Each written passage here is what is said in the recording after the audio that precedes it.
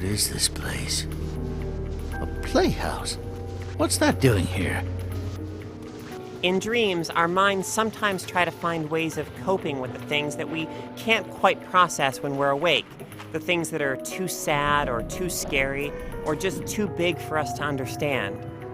Among the Sleep uses the fertile ground of a child's sleeping psyche as its setting, conjuring surreal landscapes that fuse the familiar and the unknown.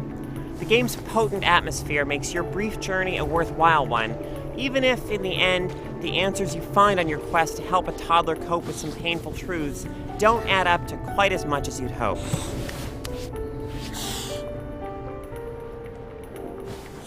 The fact that you play as a toddler is among the Sleep's most unusual characteristic, and also one of its best. This isn't just a first-person game in which the camera is lower to the ground than it would be if you were playing as an adult. When you walk, your steps feel unsteady. You can get around more quickly by crawling, but walking has its advantages. On foot, you can drag objects around, and you can open drawers, which you often need to clamber up onto in order to reach doorknobs or get to higher areas. By making you interact with the world in this teetering way from this perspective, Among the Sleep makes the fact that you play as a toddler not just a narrative conceit, but an integral part of your experience. Here it comes, through the tunnel, choo-choo.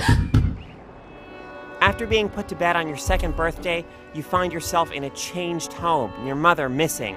Your only hope of finding her is to venture through different realms to find 4 talismans that represent memories associated with her. Throughout some sections of your journey, you're hunted by a frightening monster. Still, your quest isn't challenging. Environmental puzzles are never taxing, and it's easy to hide from the monster who occasionally stalks you, though its presence is still frightening for the way that it makes the air around you vibrate and for the staticky outbursts of distorted sound that emit from it like screams. Most of the time, Among the Sleep is a creepy game rather than an outright scary one, and the sound design is crucial to the unsettling feeling the game generates.